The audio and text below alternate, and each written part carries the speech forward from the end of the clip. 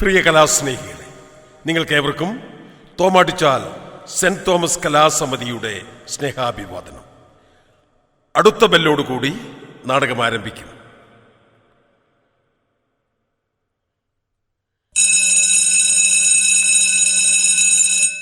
വാർത്താമാധ്യമ രംഗത്ത് ഏറെ മാറ്റങ്ങൾക്ക് തുടക്കം കുറിച്ച കണ്ടുപിടുത്തമായിരുന്നു ടെലിഫോണിൻ്റേത്. റിസീവറിൽ നിന്നും റിസീവറിലേക്ക് സന്ദേശങ്ങൾ കൈമാറിയായിരുന്നു തുടക്കം. ഡിജിറ്റൽ വിപ്ലവത്തിന്റെ അനന്ത സാധ്യതകൾ ജീവിതക്രമത്തെ കൈവെള്ളയ്ക്കുള്ളിലെ 6 ഇഞ്ച് സ്ക്രീനിലേക്ക് തളച്ചിട്ടപ്പോൾ ജീവിതത്തിന്റെ താളക്രമമായിരുന്നു തകിടം മറിഞ്ഞത്. ശരിതെറ്റുകളുടെ നേർരേഖയ്ക്കപ്പുറം പതിയിരിക്കുന്ന ചതിക്കണിയിൽപ്പെട്ട് ജീവിതം വഴിമുട്ടി പ്രത്യാശയുടെ നാമ്പുകൾ അറ്റുപോകുന്ന നിരവധി കുടുംബങ്ങളുണ്ട് നമുക്ക് ചുറ്റും. ഇതൊരു ഓർമ്മപ്പെടുത്തലാണ്. പ്രത്യാശയുടെ നാമ്പുകൾ ഇനിയും തളിർക്കുമെന്ന പ്രതീക്ഷയോടെ തോമാട്ടിച്ചാൽ സെന്റ് തോമസ് കലാസമിതി അവതരിപ്പിക്കുന്ന 3ാമത് നാടകം പുനർജനി. നാടകരചന സംവിധാനം ജോസ് തോമസ് ചേറാടി. സാങ്കേതിക സഹായം ഷാലു നത്തനാന്തുണ്ടത്തിൽ. ശബ്ദസന്നിവേശം ഷാജി ചുള്ളിയോൺ.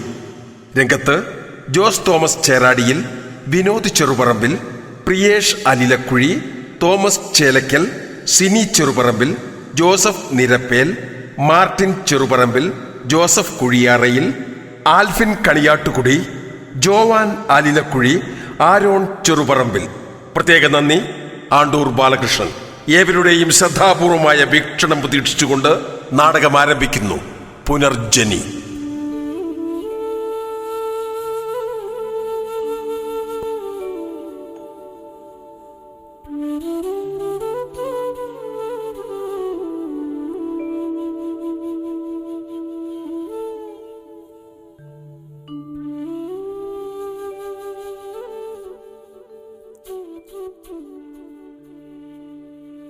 യുദ്ധം മുറുകുന്നു. ഇന്ധനക്ഷാമം രൂക്ഷമാകുന്നു. ഏതോ ഒരു രാജ്യത്ത് യുദ്ധം വന്ന നമുക്കെന്താ എന്നായിരുന്നു എല്ലാവരുടെയും ചോദ്യം. ഇപ്പൊ എന്തായി? നമ്മുടെ അടുക്കളയെയും യുദ്ധം ബാധിച്ചു. ഗ്യാസ് കിട്ടാനില്ല. ഹോട്ടലുകളും പൂട്ടി. ഭക്ഷണം പോലും കിട്ടാത്ത അവസ്ഥയായി. എന്തൊരു കഥ! ആശങ്കയൊഴിയാതെ പശ്ചിമേഷ്യൻ സംഘർഷം.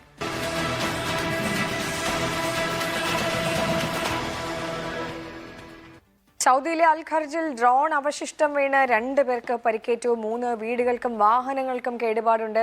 ദുബായ് തീരത്ത് കുവൈത്ത് എണ്ണ ടാങ്കർ ആക്രമിച്ചു. ഇതിനിടെ UAEയിൽ ഇന്ധന വില കൂട്ടിയിരിക്കുകയാണ്. E95 സ്പെഷ്യൽ പെട്രോൾ 2.48 ദിർഹത്തിൽ നിന്ന് 3.28 ദിർഹമായാണ് ഉയർത്തിയിരിക്കുന്നത്. സഹൽ സി മുഹമ്മദ് വിവരങ്ങളുമായി ചേരുകയാണ്. സഹൽ, ആക്രമണം കൂടുതൽ റിപ്പോർട്ട് ചെയ്യുന്നു. അതിന്റെ പ്രതിഫലനവും എന്താണ്? പുതിയ അപ്ഡേറ്റുകൾ? ഈ പപ്പയുടെ ഒരു വാർത്ത ഞങ്ങൾക്ക് ഡിസ്റ്റർബ് ആവുന്നു. മക്കളെ, നിങ്ങൾ ഈ മൊബൈലിൽ മാത്രം നോക്കിയിരുന്നാ മതിയോ? വല്ല ലോക വിവരവും ഉണ്ടാവോ? മാത്രമല്ല കണ്ണും നാശമല്ലേ? പപ്പയുടെ ആരാ പറഞ്ഞത്? ഈ ലോകത്ത് നടക്കുന്ന എല്ലാ കാര്യങ്ങളും വിരൽത്തുമ്പിൽ കിട്ടുമ്പോൾ ഈ പൊട്ടപ്പെട്ടിയും പേപ്പറും ഒക്കെ ആരാ നോക്കുന്നത്? അതിന് വെറുതെ സമയം കളയല്ലേ? മക്കളെ, ടിവിയിൽ വരുന്ന വാർത്തകളൊക്കെ കേൾക്കാൻ എന്ത് രസമാണ്. മാത്രമല്ല ഇതിലൂടെ വരുന്ന കാര്യങ്ങളൊക്കെ കുറെ സത്യവുമായിരിക്കും. അല്ലാതെ വാട്സാപ്പിലും യൂട്യൂബിലും ഇൻസ്റ്റഗ്രാമിലും ഒക്കെ വരുന്ന കാര്യങ്ങൾ പകുതി മുക്കാലും ഫേക്ക് ആയിരിക്കും. വിശ്വസിക്കാൻ കൊള്ളില്ല. ഓരോരുത്തർ അവരവരുടെ മനോധർമ്മം അനുസരിച്ച് പടച്ചു വിടുന്നതാണ്. അതൊക്കെ പപ്പയ്ക്ക് തോന്നുന്നതാ. ഞങ്ങൾക്കിതൊക്കെ വിശ്വാസ. ശരി ശരി, അത് പോട്ടെ. നിങ്ങൾക്ക് പഠിക്കാനൊന്നുമില്ലേ? എല്ലാം ഇതിലുണ്ട്. ഒക്കെ ഓൺലൈനായി പഠിക്കാം. ഇനിയത്തെ കാലത്ത് എക്സാം പോലും ഉണ്ടാവില്ല. നിങ്ങളോട് തർക്കിക്കാൻ ഞാനില്ല. മോളെ, നീ പോയിട്ട് മമ്മീനോട് ഒരു ചായ എടുത്തോണ്ട് വരാൻ പറഞ്ഞേ. ഈ പപ്പയ്ക്ക് ചായ കുടിക്കാൻ കണ്ടൊരു നേരം. എടി, മമ്മി ഓൺലൈനിലുണ്ട്. ഒരു മെസ്സേജ് ഇട്ടാ പോരെ? ശരിയാണല്ലോ.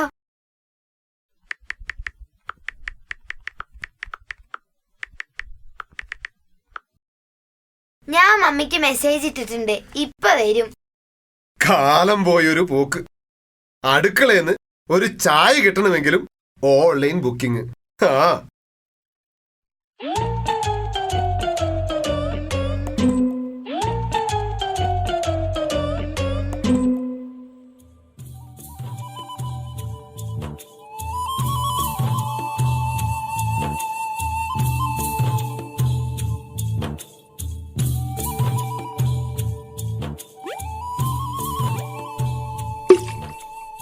എന്താ ഇത്? എവിടെ നോക്കിട്ടാ വരുന്നത്? ഓ, വെറുതെയാണോ വിളിച്ചിട്ട് കേൾക്കാത്തെ? ചെവിയിൽ ഈ കുന്ത്രാണ്ടം വെച്ചോണ്ടിരിക്കുകയല്ലേ? എടി, നീയോ തന്നോ ഊരി വെക്ക്, ചെവിക്കല്ല് പൊട്ടിപ്പോവും. എന്താ മനുഷ്യ, ചായ കിട്ടിയില്ലേ? പിന്നെന്താ? നാളെ വീട്ടിൽ നിന്ന് അവരൊക്കെ വരുന്നതല്ലേ. ഞാൻ നല്ലൊരു ചിക്കൻ കറി ഉണ്ടാക്കാൻ പഠിക്കുകയായിരുന്നു. എവിടെ നോക്കിയാലെന്താ, ഉണ്ടാക്കുന്നത് നീയല്ലേ? ഓ, ഇത്രയും കാലം ഞാൻ ഉണ്ടാക്കിയിട്ട് എന്തായിരുന്നു ഒരു കുഴപ്പം? ഞങ്ങള് പോവാ. ഇനി അവിടെ നിന്നാ ശരിയാവില്ല. വാടി. അല്ലെങ്കിലും ഈ മൊബൈലും കുത്തിപ്പിടിച്ച് നിങ്ങൾ എന്തിനാ ഇവിടെ ഇരിക്കുന്നേ? നിങ്ങൾക്ക് പഠിക്കാനൊന്നുമില്ലേ? പോയി പഠിച്ചേ. പിന്നെ അന്നുണ്ടാക്കിയ പോലത്തെ ചിക്കൻ കറി ആണെങ്കിൽ ഞങ്ങൾക്ക് വേണ്ടട്ടോ മമ്മി. പോടാ അവിടുന്ന്, പോയി പഠിക്ക്. ഓ, നല്ല ഉപദേശം. നിന്നെ കണ്ടല്ലേ മക്കള് പഠിക്കുന്നത്. അല്ലെങ്കിൽ ഞാൻ എന്ത് ചെയ്താലും കുറ്റം. ചിക്കൻ കറി വെച്ചാ കുറ്റം, ഫോണ് നോക്കിയാ കുറ്റം, നെറ്റ് ഓണാക്കിയാ കുറ്റം. എന്നാ 2 ദിവസം വീട്ടിൽ പോയി നിക്കാന്ന് വിചാരിച്ചാലോ, വിളിയോട് വിളി.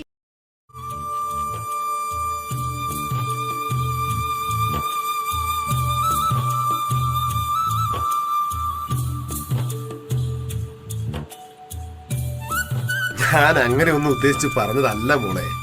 നീയല്ലേ ഈ വീടിന്റെ വിളക്ക്. ഓ, വലിയ കിന്നാരൊന്നും പറയണ്ട. എടി, അവൻ എന്തിയേ? ആര്? അഖിൽ മോനോ? അവൻ കൂട്ടുകാരനെ കണ്ണെന്ന് പറഞ്ഞ് പുറത്തോട്ട് പോകുന്നത് കണ്ടു. ആരെ? സച്ചുനെയോ? പിന്നല്ലാതാരെയാ, സച്ചു അല്ലേ അവന്റെ ചങ്ക്. 24 മണിക്കൂറും അവന്റെ കൂടെയാ. എടി, നമ്മുടെ മോൻ അവനൊരു പാവാണ്. ആ സച്ചുവിന്റെ കൂടെയുള്ള നടത്തം എനിക്കെന്തോ ഒരു പന്തികേട് തോന്നുന്നുണ്ട്. ഈ ഇടയായി അവന്റെ പെരുമാറ്റത്തിൽ എന്തോ ഒരു... ഹേ, അങ്ങനെയൊന്നുമില്ലെന്നേ. അതൊക്കെ നിങ്ങളുടെ തോന്നലാ. ശരിയാ, എന്റെ തോന്നലാണ്. മക്കൾ വലുതാകുമ്പോ ഒരു കനൽ മനസ്സിലെരിയാൻ തുടങ്ങുമെന്ന് പണ്ട് ചാച്ചൻ പറയുമായിരുന്നു. ഇപ്പോഴാണ് അതിന്റെ അർത്ഥം മനസ്സിലാവുന്നത്. അതെ, നിങ്ങളുടെ കഥയും കേട്ട് ഇവിടെ നിൽക്കാനേ എനിക്ക് നേരമില്ല. എനിക്ക് 100 കൂട്ടം ജോലിയുണ്ട്. ഞാൻ പോവാ. വേഗം ചെല്ല്. വന്നാ എന്നെ ഒന്ന് സഹായിക്കാം. നീ ചെല്ല്, ഞാൻ വന്നേക്കാം.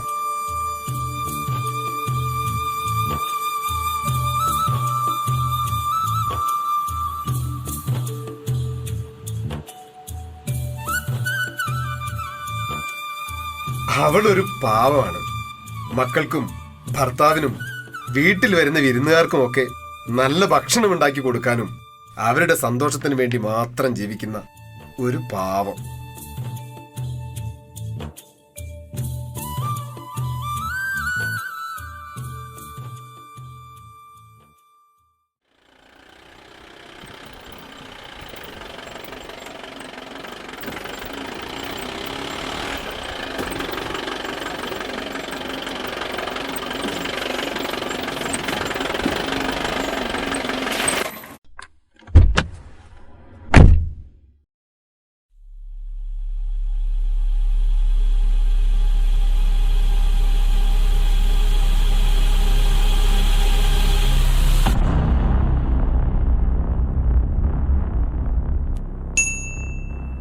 അളിയാ, ചേച്ചി എന്തിയേ?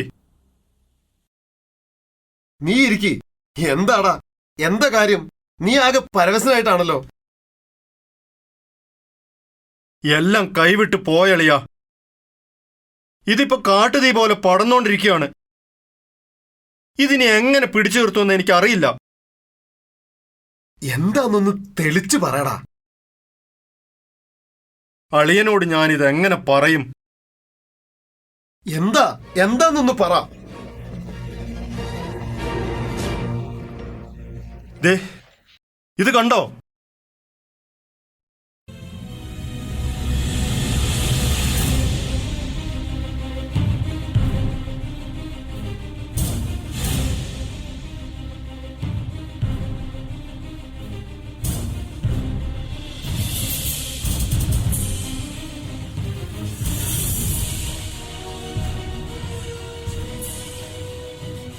ആ, നീ ഇതെപ്പോഴാ വന്നത്?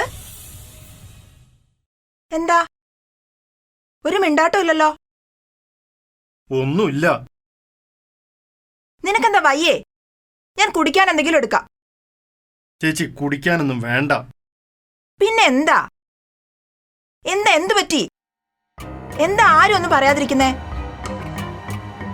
പിച്ചായ, എന്താ പറ്റിയത്? എന്താ മൊബൈൽ മാറ്റി പിടിക്കുന്നേ?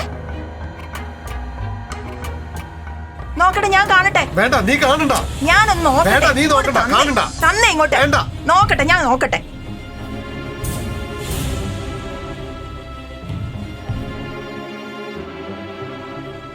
പിച്ചായ, ഇത് ഞാനല്ലേ? ഞാനല്ലേ ഇച്ചായ? ഇത് ഞാനല്ലേ? ഇതൊക്കെ അനുഭവിക്കാൻ ഞാൻ എന്ത് തെറ്റാ എന്റെ മുത്തപ്പ ചെയ്തത്? എനിക്കിനി ജീവിക്കണ്ട, എനിക്കിനി ജീവിക്കണ്ട.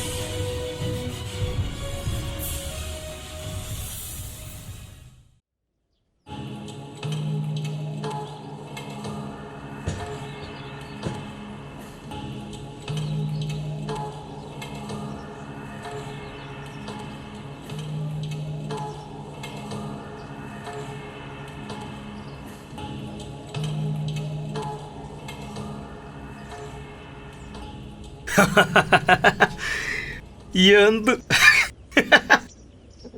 കൊള്ളാം, വല്ലാത്തൊരു ജാതി. ജോണി, നീ എന്താ ഒറ്റയ്ക്കിരുന്ന് ഇങ്ങനെ ചിരിക്കുന്നത്? നീ സംഭവം ഒന്നും അറിഞ്ഞില്ലായിരുന്നോ?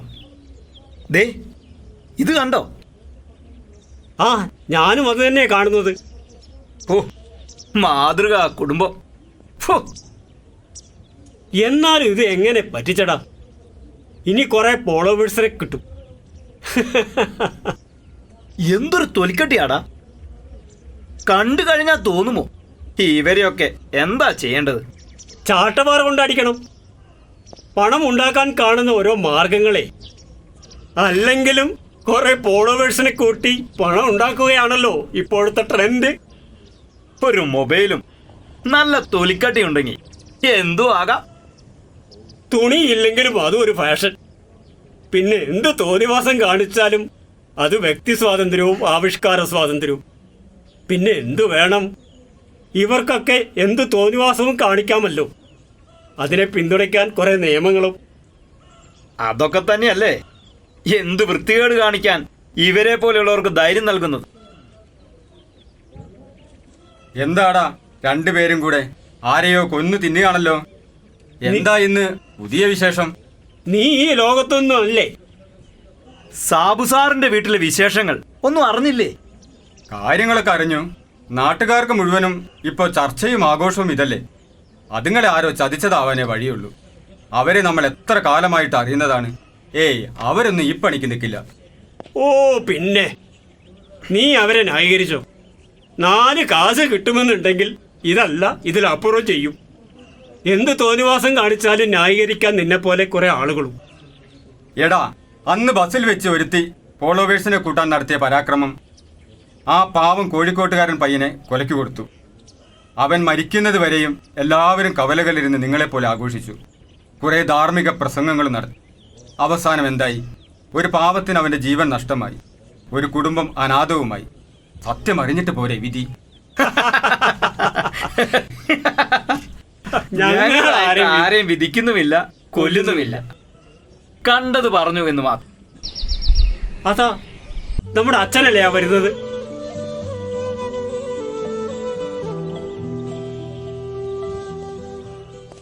അച്ഛാ, ഈശോ മിശിഹായ്ക്ക് സ്തുതിയായിരിക്കട്ടെ. ഇപ്പോഴും എപ്പോഴും സ്തുതിയായിരിക്കട്ടെ. എന്താ എല്ലാരും വലിയ സന്തോഷത്തിലാണല്ലോ. എന്താ സിബി പ്രത്യേകിച്ച്? അച്ഛാ, അത് പിന്നെ സാബു ഒക്കെ കാണിച്ച് വൃത്തികേടിനെ കുറിച്ച് പറയുകയായിരുന്നു. നാട്ടിൽ മുഴുവൻ പാട്ടാണച്ചോ. ഓ അതാണോ? ആ കാര്യങ്ങളൊക്കെ ഞാനും അറിഞ്ഞിരുന്നു. ഛേ, മനുഷ്യൻ ഇത്ര അധപതിക്കാൻ പാടുണ്ടോ? എന്തായാലും കഷ്ടായി പോയി. നിങ്ങൾ എന്തറിഞ്ഞു എന്നാ ഈ പറയുന്നത്? ഇനി എന്താണ് അച്ഛാ അറിയാനുള്ളത്? നമ്മുടെ നാടിന്റെ സൽപ്പേര് കളയാൻ ഓരോ ജന്മങ്ങള്. ഇവനൊക്കെ വലിയ പുന്നാളം ചമന്ന് നടക്കുക. നാട് കടത്തണം ഈ നാണമില്ലാത്തതുങ്ങളെ. നിങ്ങൾ എന്തറിഞ്ഞിട്ടാണ് മറ്റുള്ളവരെ വിധിക്കുന്നത്? സത്യം എന്താണെന്നറിയാതെ മറ്റുള്ളവരെ വിധിക്കാൻ പോയിട്ട് കുറ്റപ്പെടുത്താൻ പോലും നമുക്ക് അവകാശമില്ല. അത് തന്നെയാണ് അച്ചു ഞാനും ഇവരോട് പറഞ്ഞത്. നമ്മുടെ വാക്കുകൾ കൊണ്ട് ആരെയും കൊലക്കി കൊടുക്കരുത്. അപ്പൊ ഇതൊന്നും സത്യമല്ലെന്നാണോ അച്ഛൻ പറഞ്ഞു വരുന്നത്? കണ്ണുകൊണ്ട് കണ്ടതും വിശ്വസിക്കാൻ പാടില്ലെന്നോ? അച്ഛൻ അവരെ ന്യായീകരിക്കൊന്നും വേണ്ട. ഉപ്പ് തിന്നവൻ വെള്ളം കുടിക്കണം. തെറ്റ് ചെയ്തവൻ ശിക്ഷിക്കപ്പെടുക തന്നെ വേണം അച്ചോ. ആ പാപിനിയായ സ്ത്രീയെ കല്ലെറിഞ്ഞു കൊല്ലാൻ വേണ്ടി ഒരു കൂട്ടം ആളുകൾ ഈശോയുടെ അടുത്ത് കൊണ്ടുവന്നില്ലേ? അവസാനം എന്താ സംഭവിച്ചത്? വന്നവരൊക്കെ തലയും താഴ്ത്തി കല്ലും താഴെയിട്ട് തിരിച്ചു പോയില്ലേ? അത് നമ്മൾ ബൈബിളിൽ വായിച്ചിട്ടില്ലേ? അതുകൊണ്ട് മറ്റുള്ളവരെ വിധിക്കുന്നതിന് മുമ്പ് അവനവൻ തന്നെ ഒരു ആത്മശോധന നടത്തണം.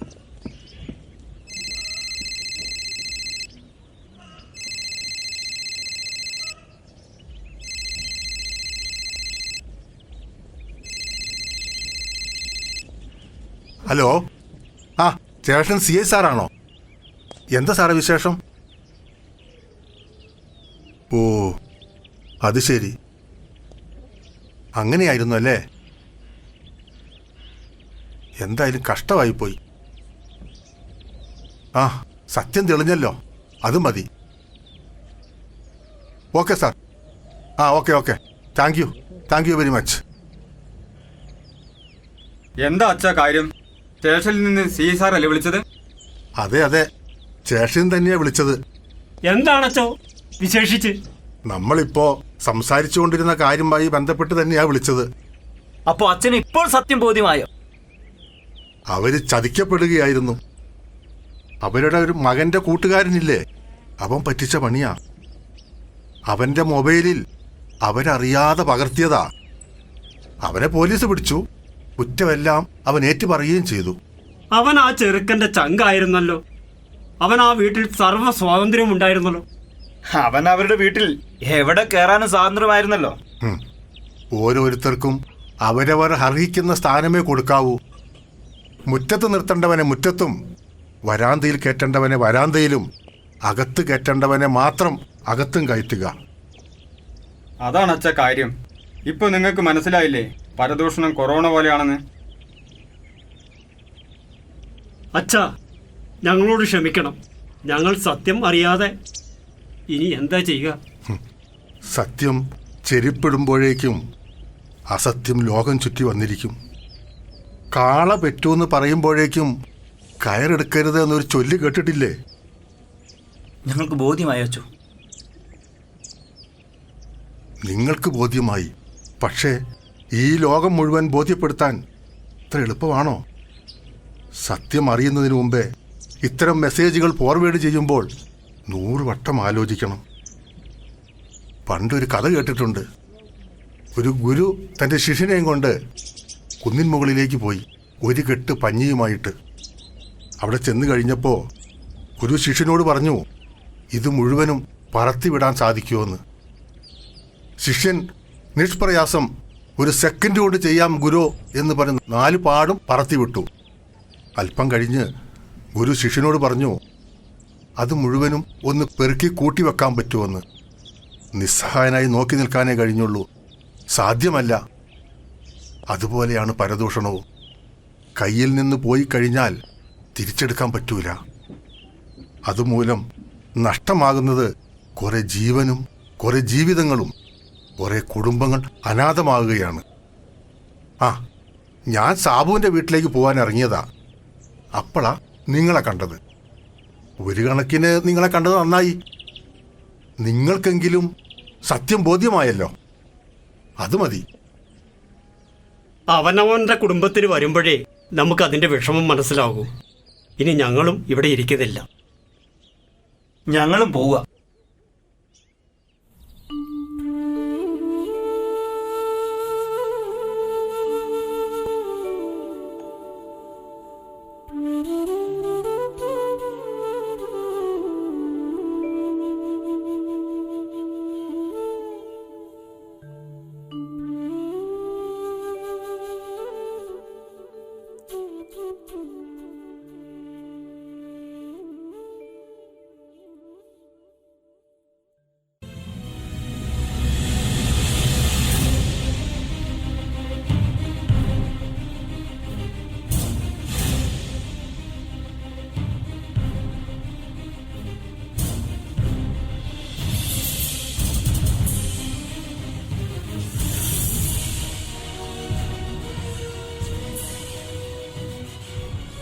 എനിക്കിത് സഹിക്കാൻ പറ്റണില്ല.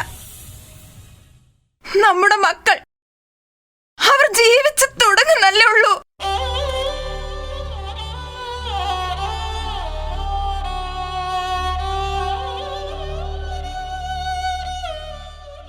ശരിയാ, നമ്മുടെ മക്കളെ പോലും അവർ വെറുതെ വിടുന്നില്ല. ഇനിയുള്ള ജീവിതകാലം മുഴുവൻ മറ്റുള്ളവരുടെ കുറ്റപ്പെടുത്തലുകളും പരിഹാസവാക്കുകളും സഹിച്ച് ദുർനടപ്പുകാരായ അപ്പന്റെയും അമ്മയുടെയും മക്കളെന്ന പാപഭാരവും പേറി ഇനിയുള്ള ജീവിതകാലം മുഴുവൻ നമ്മുടെ മക്കൾ.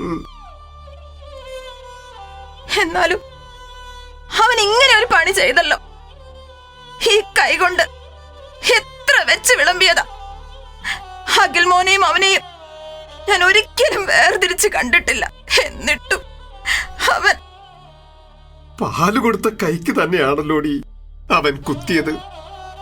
നാട്ടുകവലകളിലെ കോടതികളിൽ ഞാനും നീയും നമ്മുടെ മക്കളും എത്ര കാലം ഇനി വിചാരണ ചെയ്യപ്പെടും, എത്ര തവണ തൂക്കിലേറ്റപ്പെടും. എങ്ങനെ നമുക്കതിൽ നിന്ന് രക്ഷപ്പെടാനാകും? നമ്മുടെ മക്കളെ എങ്ങനെ നമുക്ക് രക്ഷിക്കാനാകും? ജയ, നമുക്കിനി ഈ നാട് വേണ്ട. എനിക്ക് ആ പേടിയാവുന്നു. എനിക്കിനി ആരെയും കാണണ്ട. എനിക്കിനി ആരെയും കാണണ്ട. ശരിയാ സലി, നമുക്ക് പോകാം. നമുക്കിനി ആരെയും കാണണ്ട. നമുക്ക് ഈ നാട് വിട്ടു പോകാം. നമ്മുടെ മുൻപിൽ ഇനി വേറെ വഴികളില്ല.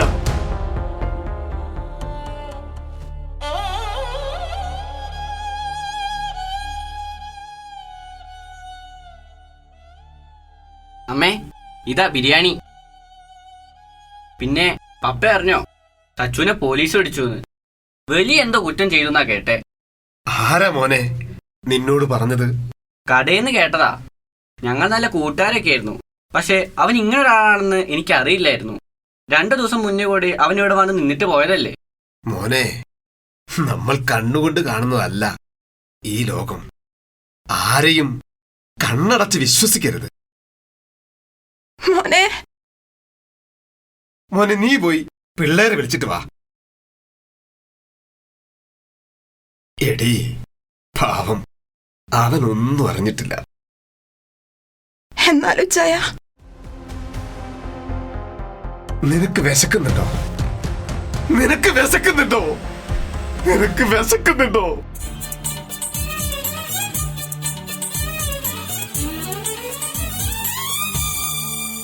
ഇല്ല, ഇനി നമുക്ക് വിശക്കില്ല.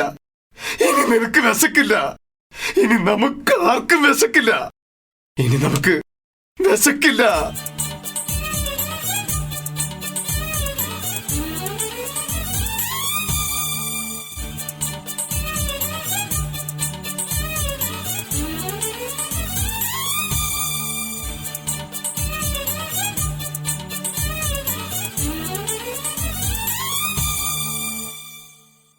തീരുമാനിച്ചു അല്ലേ?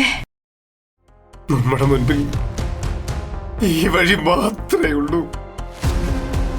ചാവാൻ പേടിയുണ്ടോ? മരിക്കാൻ പേടിയുണ്ടോ? നിനക്ക് മരിക്കാൻ പേടിയുണ്ടോ?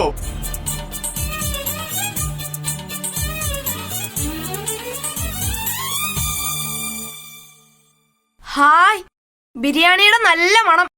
ഞാൻ അപ്പഴേ പറഞ്ഞില്ലേ ബിരിയാണി മേടിച്ചിട്ടുണ്ട്. ഇന്നെന്താ പപ്പേ ബിരിയാണിയൊക്കെ?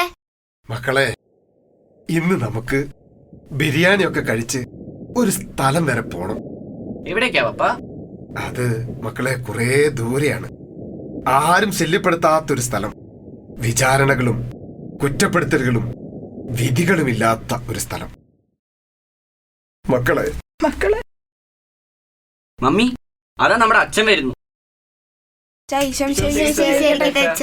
ഇപ്പോഴും എപ്പോഴും സ്തുതിയായിരിക്കട്ടെ മക്കളെ. അച്ഛാ, ഇന്ന് ബിരിയാണി ഉണ്ട്. എന്താടാ വിശേഷം? എന്താ മക്കളെ വിശേഷം? ഇന്ന് ബിരിയാണിയൊക്കെ കഴിച്ചിട്ട് ഞങ്ങൾ ടൂർ പോകും.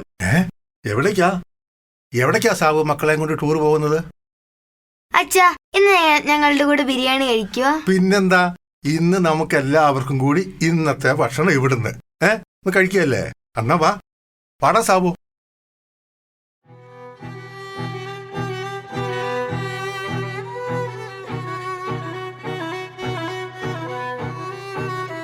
അച്ഛാ, ഞങ്ങളോട് ക്ഷമിക്കണം. ഞങ്ങളുടെ മുമ്പിൽ വേറെ വഴികളില്ല.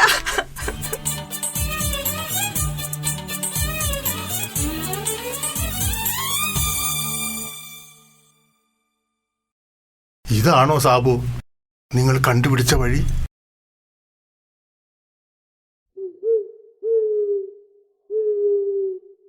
എന്താ അച്ഛാ? ദേ ബിരിയാണി കണ്ടില്ലേ? ഇത് ഒഴിച്ച് ഇളക്കി വെച്ചിരിക്കുക. മക്കൾക്ക് എല്ലാവർക്കും കൊടുത്ത് തിന്ന് എല്ലാവർക്കും കൂടി അവസാനമായി യാത്ര പോകാൻ. അളിയ, ചേച്ചി, നിങ്ങൾ എന്താ ഈ കാണിക്കുന്നത്? നിന്റെ ഒരു ബിരിയാണി. മക്കളെ, നിങ്ങൾ അകത്ത് പോ, ചെല്ല്, അങ്ങോട്ട് പോ.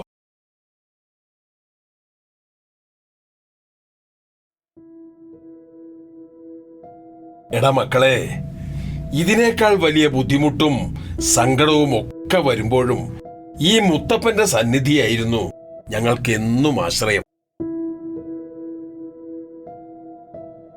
അല്ലെങ്കിലും ഈ മക്കളുടെ മുഖത്ത് നോക്കി നിങ്ങൾക്ക് ഇതിനൊക്കെ എങ്ങനെ സാധിക്കുന്നു? മറ്റുള്ളവരുടെ മുൻപിൽ അപമാനിതരായി എത്ര കാലം ഞങ്ങൾക്ക് പിടിച്ചു നിൽക്കാൻ കഴിയും? കടിച്ചു കീറാൻ കാത്തു നിൽക്കുന്ന ഈ സമൂഹത്തിന്റെ മുൻപിലേക്ക് ഞങ്ങൾ ഈ കുഞ്ഞുങ്ങളെ എറിഞ്ഞു കൊടുക്കണോ? പ്രതിസന്ധി ഘട്ടങ്ങളെ പ്രതിരോധിച്ച് അതിജീവിക്കുന്നതാണ് സാബു ജീവിതം. വഞ്ചനയുടെയും ചതിയുടെയും ഇരയായിരിക്കുമ്പോഴും പ്രതിസ്ഥാനത്ത് നിർത്തി ഈ സമൂഹം ഞങ്ങളെ ക്രൂശിക്കുമ്പോൾ എങ്ങനെ പ്രതിരോധിക്കാനാകും? നിരപരാധിയായിരുന്നിട്ടും അപമാനിതനാക്കി കുരിശിൽ തറയ്ക്കപ്പെടുമ്പോഴും ദൈവഗീതത്തിന് കീഴടങ്ങിയതുകൊണ്ടാണ് നമ്മുടെ ഗുരുവായ ക്രിസ്തു ഉത്ഥാനത്തിന്റെ മഹത്വത്തിലേക്ക് പ്രവേശിച്ചത്. ശരീരത്തിൽ ഏൽപ്പിക്കപ്പെടുന്ന പീഡനങ്ങൾക്കും അപ്പുറം ജീവിതത്തിൽ പ്രത്യാശയുണ്ടെന്ന തിരിച്ചറിവിലേക്ക് ഈ തലമുറയെ നയിക്കാൻ ആർക്കാണച്ച നേരം?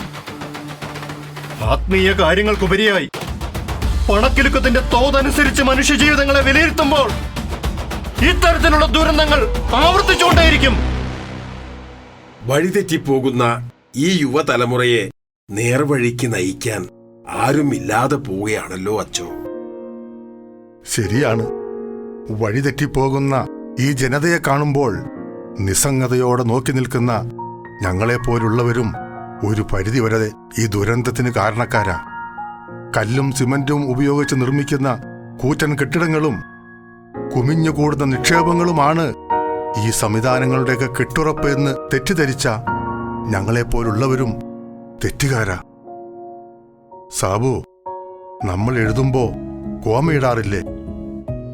വായന അവിടെ നിർത്താനല്ല, വായനയ്ക്കിടയിൽ ഒന്ന് ശ്വാസം വിടാനാ. പരീക്ഷണങ്ങളും പ്രതിസന്ധികളും വരുമ്പോൾ അവിടെ നിർത്തിപ്പോകാനല്ല, അതിനെ അതിജീവിക്കുക. ദൈവം കോമയിട്ടെടുത്ത് നമ്മളായിട്ട് ഫുൾ സ്റ്റോപ്പ് ഇടരുത്. ശരിയാണച്ചാ. നിങ്ങൾ തരുന്ന ഈ പിന്തുണയും കരുതലും ഞങ്ങൾക്ക് കരുത്താണ്. ഇനി എന്ത് പ്രതിസന്ധികൾ വന്നാലും ജീവിതത്തിൽ ഞങ്ങൾ ഒളിച്ചോടില്ല. ഞങ്ങൾ മുൻപോട്ട് തന്നെ പോകും.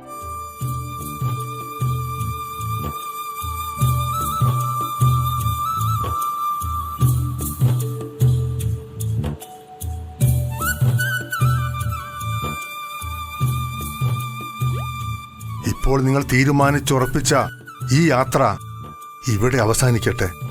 മക്കളോടൊപ്പം പുതിയൊരു ജീവിതയാത്ര ഇവിടെ തുടങ്ങാം.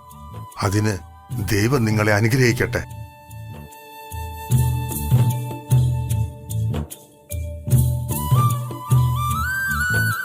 കാലം കുറിച്ചിട്ട ദുരന്തകഥയിൽ ഇനിയും മറ്റൊരു കുടുംബത്തിന്റെ പേരെഴുതി ചേർക്കാൻ ഇടവരാതിരിക്കാൻ സൈബർ ഇടങ്ങളിൽ നമുക്ക് ജാഗ്രത പാലിക്കാം. പുനർജനി ഇവിടെ പൂർണ്ണമാവുന്നു.